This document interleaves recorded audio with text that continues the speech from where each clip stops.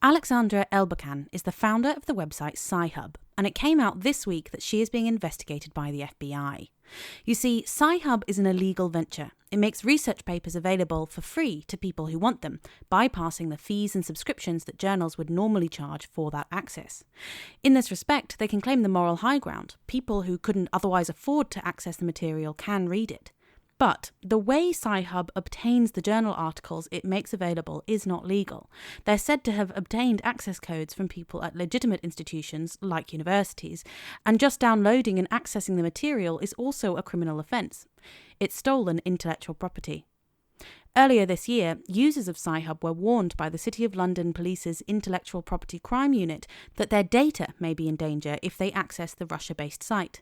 So don't, the police said, use the site, because they might steal your personal data too. But was this a reasonable fear?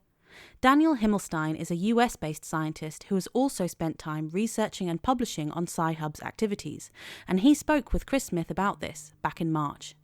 SciHub is a website where you can go to read scholarly articles. And what a scholarly publication is the main way scientists share their findings.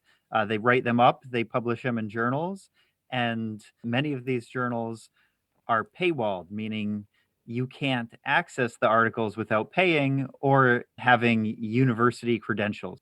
SciHub has found ways to access these articles, even though they're not in a university. So they are pirates, you could say. And their methods are a secret, but it appears that they find ways to impersonate universities and obtain access by getting on the university network. So basically, they are the Robin Hood of the publishing world, as it were, then. They're sort of going to the journals, bypassing the paywalls, getting the learned content, and then making it so anyone anywhere can get it for free. Exactly. I think of them as a Robin Hood. Maybe the publishers disagree, but the critical aspect here is that almost everyone thinks these papers should be publicly available. They were publicly funded. The authors aren't being paid by the journals, and the knowledge is really for public consumption. So in that sense, SciHub is like a Robin Hood, giving society and researchers what they need but don't have access to. Nevertheless, what they are doing is illegal. Yes, it is copyright infringement in most jurisdictions throughout the world. And for example, the companies Elsevier and American Chemical Society have sued SciHub and won by default judgment since SciHub didn't contest the suits. So yes, it is illegal. So how are they still operating? Why have they not been taken down? Where are they? Well, the founder, Alexandra Elbakan, is believed to reside in Russia. The American courts have little jurisdiction over that part of the world, and it's been sort of a game of cat and mouse. Sometimes the SciHub domains get seized, and then SciHub pops up at another domain. And what's the reason they've hit the headlines again this week? The City of London Police, the Intellectual Property Unit, released a press release saying that there are dangers to SciHub, that SciHub essentially is an organization that hacks and compromises networks, and it could be dangerous to use. And is that true? I disagree with their characterization of it because I don't think if you go to SciHub to download an article that you're putting any of your own information or anyone else's information at risk.